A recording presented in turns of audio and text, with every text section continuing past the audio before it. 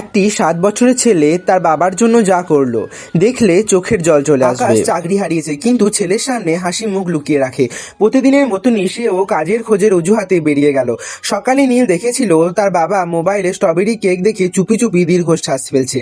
ছোট্ট মন বুঝে গেল বাবার মনটা ভালো নেই। তারপর সে দৌড়ে চলে গেল বাগানের দিকে এবং বাগান থেকে কিছু স্ট্রবেরি তুলে নিয়ে এলো। সে মনে মনে ভাবলো আজ আমি নিজের হাতে বাবাকে কেক বানিয়ে খাওয়াবো। প্রথমে বিস্কুটগুলোকে ভালো করে গুঁড়ো করে নিতে হবে। একটি পাত্রে বিস্কুট গুঁড়োগুলোর সাথে গলানো মাখন মিশিয়ে একটা কেক প্যানের নিচে সমানভাবে ছড়িয়ে দিতে হবে। চামচ দিয়ে চেপে চেপে এটি শক্ত করে বসিয়ে দিতে হবে যাতে কেকের নিচের স্তরটা মজবুত হয়। অন্য একটি পাত্রে গরম দুধ জেলিটিন মিশিয়ে নিতে হবে। এরপর জেলিটিন মিশ্রণ স্ট্রবেরি এবং ক্রিম মিশ্রণের সাথে ভালো করে মিশিয়ে দিতে হবে। এটি কেককে জমাট বাঁধতে সাহায্য করে। এরপর প্যানটি ফ্রিজে কয়েক ঘন্টার জন্য রেখে দিতে হবে যতক্ষণ না পুরোপুরি জমে না যায়। আর এই দেখো বন্ধুরা, আর আমাদের সুন্দর তৈরি হয়ে গেছে একটি কেক।